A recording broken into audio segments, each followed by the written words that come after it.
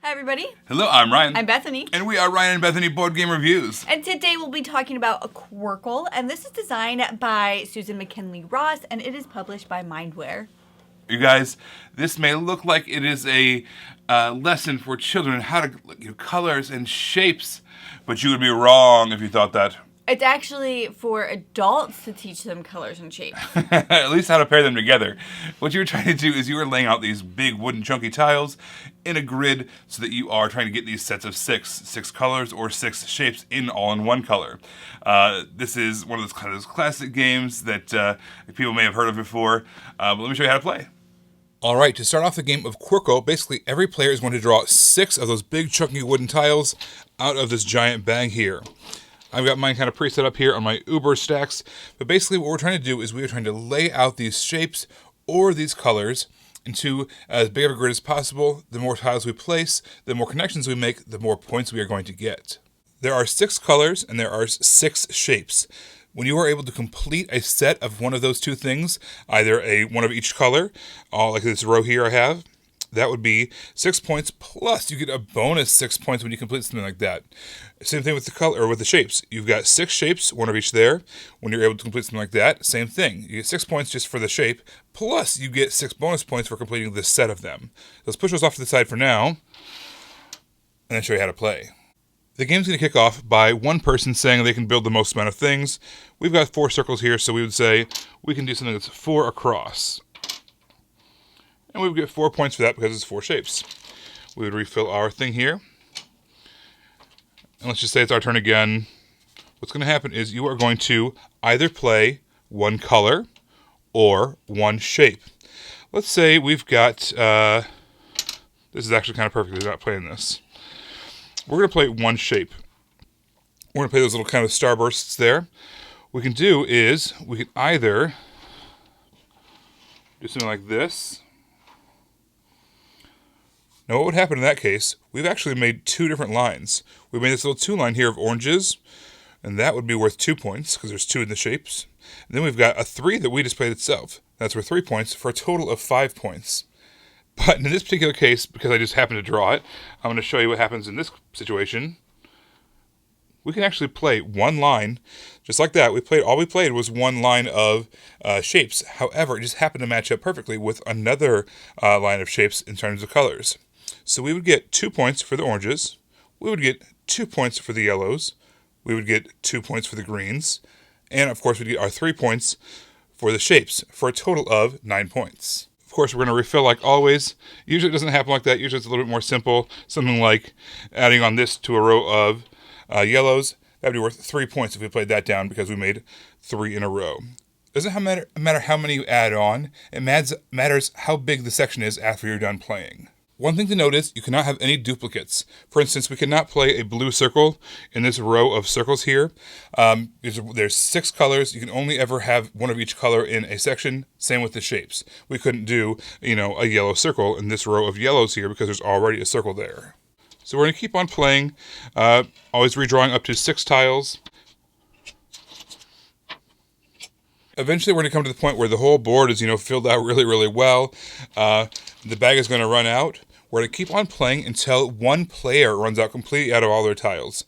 At that point, the game is over, and that person gets an extra 6-point bonus. Out of all the points you've played from all of your different plays you've made over the course of the game, and all the bonus points you've gotten from being either the last player to play, or from completing all of your, those sets of Qwirkles, those sets of 6, at the end of the game, whoever has the most points wins. This game basically has one component, the tiles. And they handled that one component so well, it is brilliant. They're huge, chunky tiles, but one of the great things about them is when you're drawing them and you want to look at them, you can actually stack them up so they stand up in front of you, so that you don't have to keep looking to see what you have. It's already there, so you can easily compare it to the board. They just did a great job with the one thing that they were making. It was wonderful. And that also has this bag in it, so if you wanted to, it could have this travel bag, but it's also nice just to keep it in the box. It's all in this bag, it's all together, you pull that stuff and the game starts, right? The game just starts. You just pull 6 tiles out of it, you don't have to mix it up because you can just mix it up like that, and all of a sudden you're ready to go. Yeah, they could have very easily made this with cardboard chits, and Yeah. nobody would have thought anything of it. But the fact they like made these big chick donkey wood. Yeah. I mean, this could be a card game, right? Where you're just drawing cards and then trying to place like that. But this is... And by the way, there are a ton of spin-offs with this game too, because it has been so popular for so long. There has been a lot of different spin-offs. There's like a Qwirkle, like I don't want to say a 3D. There's a bunch of different versions. All right, so one of the things that makes it so successful, I think, is it's very thinky, right? This is a game where you are trying to maximize your turns every turn you get. You have maybe a situation where you could get 6 points over here, and then you just play it down and get 6 points, or you could go over here and you get like 10 points. But you'd be setting someone up to have a really big turn in the future. So what do you do? Do you take the more points, or do you risk, take the lower risk thing but less points?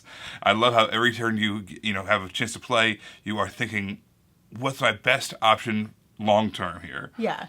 It's really interesting or funny because you can easily play this game purely to block Qwirkles. Yeah. You could just set things out intentionally so that nobody could ever get a Qwirkle.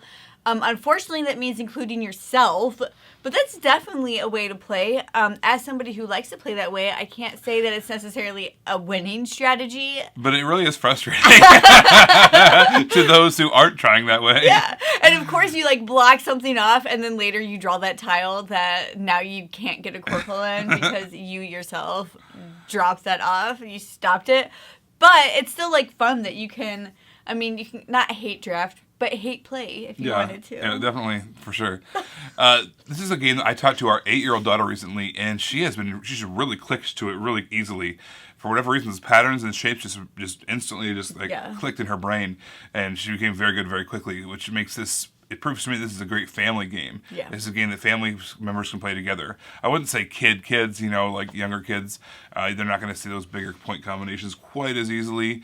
But, this is a game that is very family friendly. The theme is obviously abstract, and the gameplay is easy to enter, not necessarily easy to score well at, but easy to play. Speaking of our 8-year-old, when we were playing this the other day, just as a refresher, because we used to play this a lot, and we wanted to a refresher, I was playing it, and I played something, and our 8-year-old was like, "Oh, I see you didn't want a Qwirkle." Yeah, she was walking over your shoulder. And she wasn't even watching. She just looked at the board. 2 seconds later, "Oh, I see you didn't want a Qwirkle." I'm like, "What are you talking about?" And then she points out, "You should have placed it right there."